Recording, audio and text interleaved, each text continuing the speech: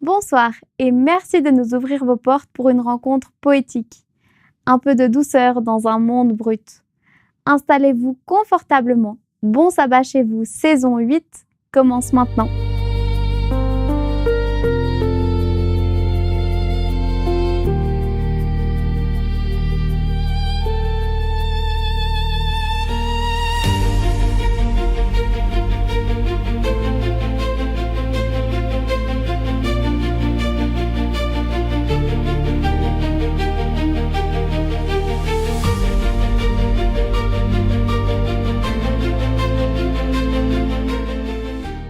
Bienvenue à Bon Sabbat chez vous. Nous sommes chaque semaine plus de 2000 à nous connecter pour vivre le début de sabbat sur la chaîne Espoir Média. Ce sont 2000 personnes, dont toi, qui veulent se connecter à l'essentiel, le Dieu de l'univers. C'est lui notre invité d'honneur chaque vendredi et c'est pour lui que nous chantons dès maintenant.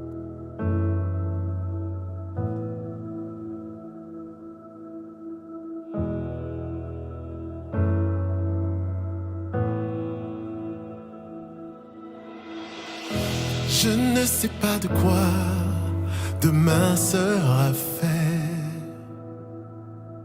mais je suis certain que tu m'y attends déjà. Je ne connais pas toutes les lignes de ton projet, mais je sais qu'il s'accomplira. Chaque nouveau matin, c'est nouvelle bonté. À chaque nouveau défi, c'est nouvelle grâce. Tu n'es pas du genre à laisser tomber, et tu ne vas pas commencer avec moi. Non, tu ne vas pas commencer avec moi. J'ai vu ta main agir bien trop de fois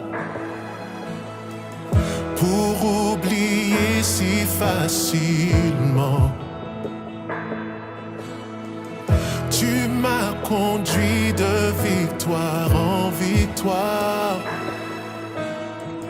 Je n'oublierai pas facilement ta fidélité.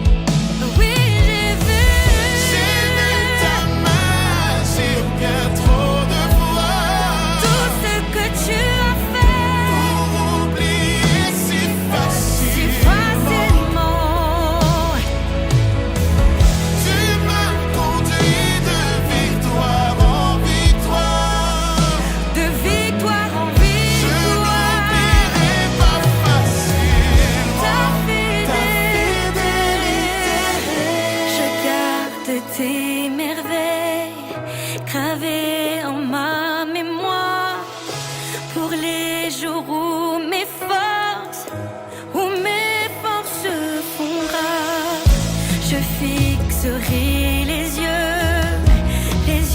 vers les hauteurs, d'où me vient le chemin.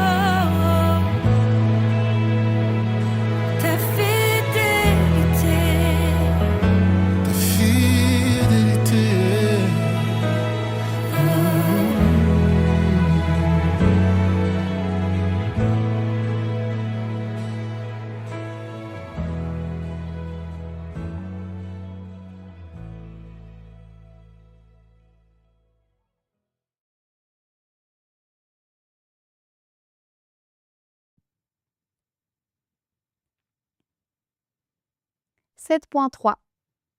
Est-ce que vous êtes du genre à faire des gaffes? Des gaffes en tout genre. Lâcher une phrase qu'il fallait pas, tout renverser sur votre passage, oublier les clés à l'intérieur de l'appart. J'ai déjà assisté à une scène très gênante. Une jeune femme qui félicite une autre pour sa grossesse alors que celle-ci n'était pas du tout enceinte. Elle avait juste pris un peu de ventre. Gros moment de solitude pour tout le monde. Ces deux personnes ont mis du temps avant de pouvoir se croiser à nouveau en toute normalité. Ça encore, on peut en rire. Mais il y a des situations qui sont plus graves et où l'inimité devient réelle. Il y a des cas où on se fait vraiment des ennemis, parfois même sans le vouloir ni le chercher. Ça vous est déjà arrivé? Le psaume 56 nous présente ce cas et en quelque sorte une solution. Écoutons notre invité et que Dieu nous bénisse durant l'étude de sa parole.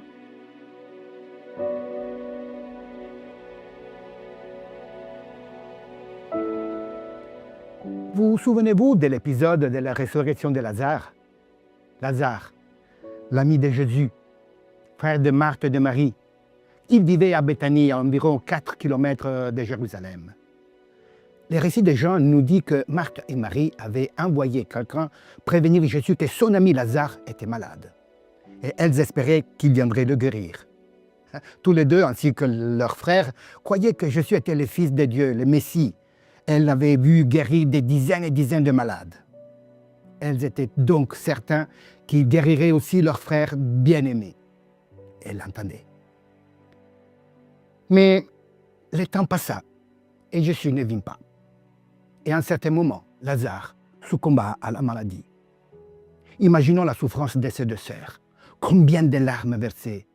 À combien de funérailles avez-vous participé, parents, enfants, proches amis? Bon, combien de larmes avez-vous versé vous aussi? Vous savez de quoi on parle. Marthe et Marie ont certainement pleuré de la même façon. Mais si vous connaissez cette histoire, j'espère qu'un détail ne vous a pas échappé. Elles n'étaient pas les seules à pleurer. Bien sûr, il y avait d'autres membres de la famille, des amis et même les pleureuses, mais il y avait un en particulier qui, un peu plus tard, n'a pas pu retenir ses larmes. Jésus. Lorsque Marthe et Marie vinrent à sa rencontre, exprimant avec affection leur douleur et leur incompréhension, Jésus fut profondément ému. Et devant le tombeau de Lazare, Jésus pleura. Jean le dit clairement, Jésus pleura profondément. Et ça, c'est le verset le plus court de la Bible. Curieux, hein? Mais les larmes de Jésus n'étaient pas des larmes de désespoir ou de tristesse sans issue. C'était des larmes de compassion. Dieu n'est pas insensible à nos souffrances. Il compte nos larmes. Rien n'est perdu devant lui. Et cela, le roi David le savait très bien. Et c'est pourquoi qu'il a écrit un cantique qui parle précisément des larmes. Il s'agit du psaume 56. C'est à la fois un chant et une prière dans la peur, un cri de confiance en Dieu au milieu du chagrin. Dans ce psaume, David exprime son angoisse. Pour qui connaît son histoire, David fuyait du roi Saül qui voulait le faire mourir. Il était jaloux de lui et conscient que Dieu l'avait choisi déjà pour lui succéder. Dieu n'acceptait plus Saül comme roi de son peuple et David représentait pour lui les signes vivants de sa déchéance imminente. Mais Saül était encore le roi et il avait le pouvoir de tuer son rival. David donc s'enfuit, craignant pour sa vie.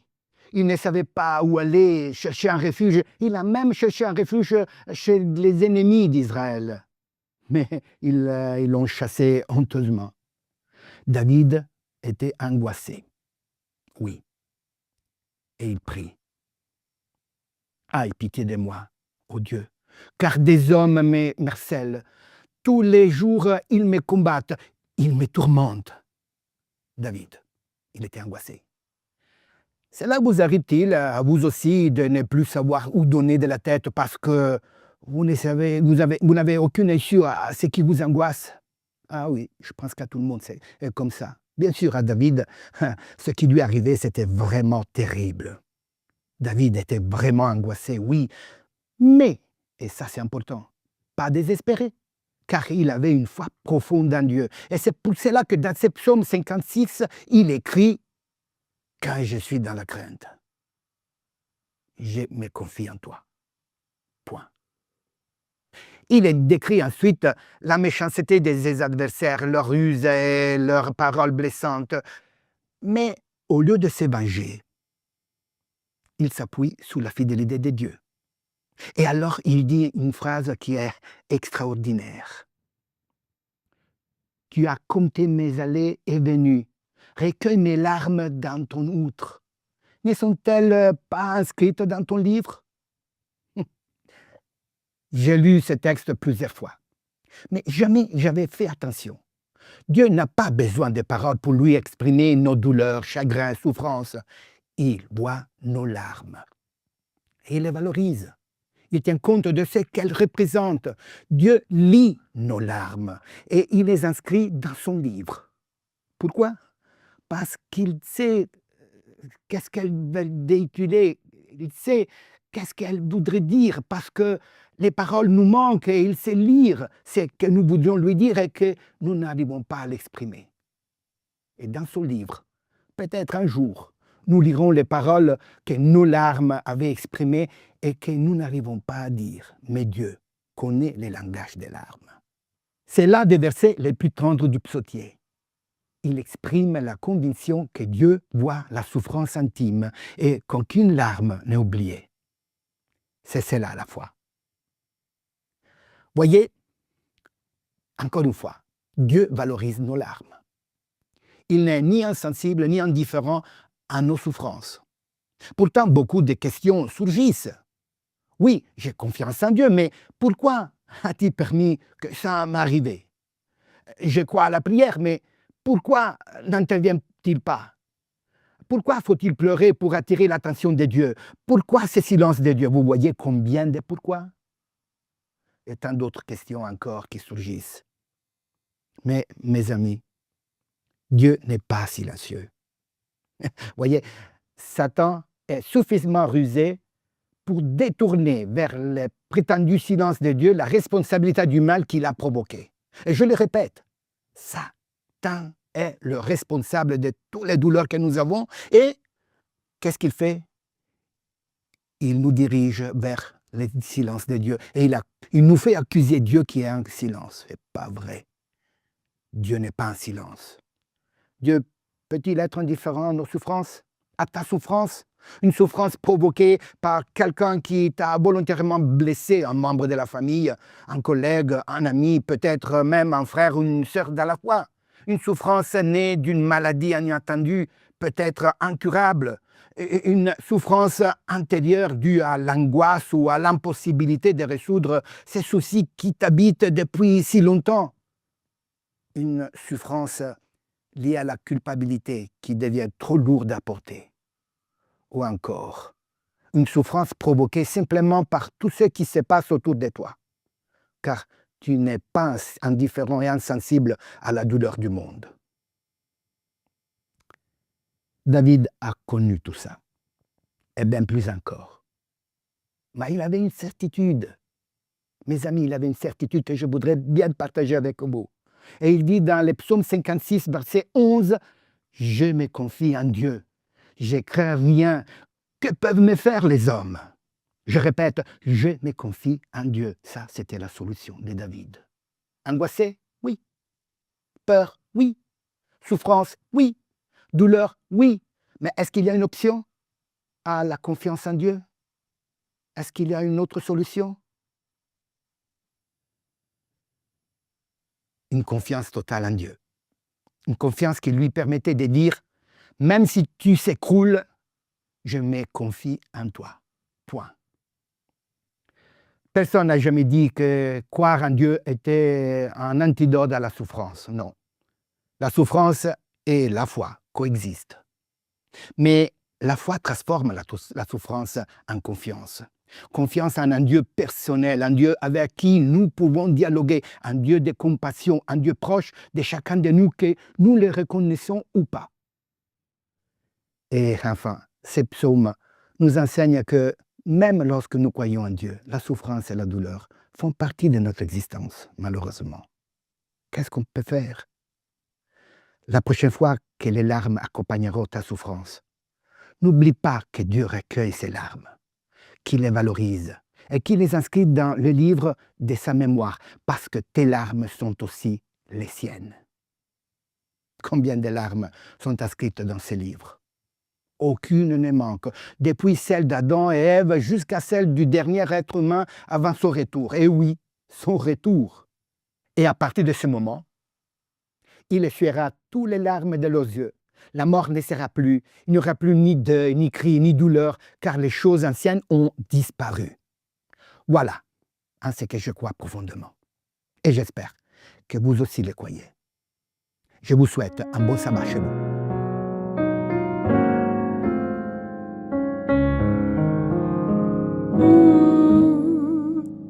Fixe les yeux sur le maître, viens sous son merveilleux regard, et tu seras dans tout ton être vivifié pour lui mis à part. Quand écrasé, courbant la tête, tu te nourris de tes malheurs, ou que le désespoir te guette, te livrant au pire frayeur. Fixe les yeux sur le maître, viens sous son merveilleux regard,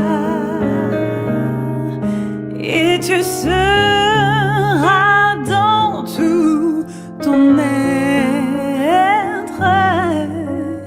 vivifié pour lui mis à part. Quand ton cœur même devient tiède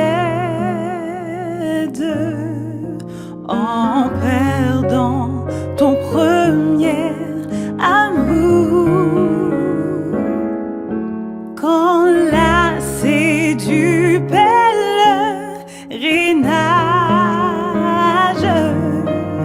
ton œil ne le discerne plus. Fixe les yeux sur le maître, viens sous son merveilleux regard, et tu seras dans tout ton être vivifié pour lui mis à part. Oh, fixe les yeux sur le maître, viens sous son merveilleux regard, et tu seras dans tout ton être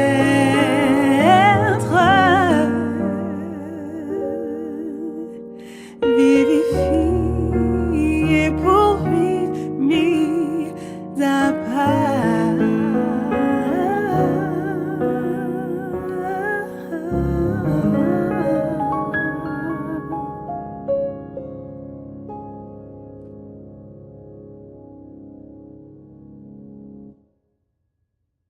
Prions ensemble. Ah Seigneur, merci beaucoup pour Ces psaumes que tu as permis qu'il arrivait jusqu'à dans nos mains, pour le lire, le relire et considérer que tu es un Dieu merveilleux, que tu es un Dieu magnifique, parce que tu n'es pas insensible. Tu comprends la douleur, la souffrance, tu comprends ce que veut dire l'angoisse. Et tu n'es pas à la fenêtre à regarder, tu es là qui descend et que tu marches avec nous. Jésus, merci parce que tu as compris la douleur et tu as pleuré. Tu nous as donné un exemple de compassion extraordinaire. Tes larmes nous font comprendre que tu es vraiment un Dieu qui aime. Merci parce que tu nous aimes. Merci parce que tu es là à côté de nous quand nous avons l'angoisse, la détresse, la difficulté, la souffrance. Il est beau de lire que tous nos larmes sont inscrits dans ton livre. Ah, on a la curiosité de le lire, ces livres, parce que, oui, ce que nous voulons exprimer avec nos larmes, des fois, c'est impossible. Il nous manque les paroles, mais tu sais le lire, tu connais le langage des larmes. Seigneur, le monde autour de nous est en difficulté, en grave difficulté, mais le monde aussi à l'intérieur de nous, là où nous vivons, dans nos familles, dans nos milieux, il y a des difficultés. On sait que tu es en train de retourner. Et comme a dit Jean dans l'Apocalypse, nous avons vraiment envie que tu vas nous essuyer toutes les larmes que nous avons, parce que toutes ces douleurs, cette souffrance, elle doit terminer un jour. Merci parce que tu nous donnes cette espérance. Et nous voulons la garder jusqu'à la fin. Et c'est là, on te le demande. Au nom de Jésus. Amen. Mes ennemis reculent au jour où je crie. Je sais que Dieu est pour moi. Je sais que Dieu est pour moi. Qu'en ce jour de sabbat, cette conviction nous habite. Quoi qu'il se passe dans vos relations, si vous criez à Dieu, il répond présent et il sera là pour vous. Et nous aussi, équipe Espoir Média, on est là. Laissez un commentaire si vous avez besoin de prière ou cliquez sur le lien correspondant qui se trouve dans le descriptif de cette vidéo. Il y a toujours quelqu'un dans notre équipe qui prie pour vous. Et bien sûr, nous serons là, comme d'habitude, vendredi prochain à 19 h sur cette même chaîne Espoir Média. D'ici là, je vous souhaite une bonne soirée et un bon sabbat chez vous.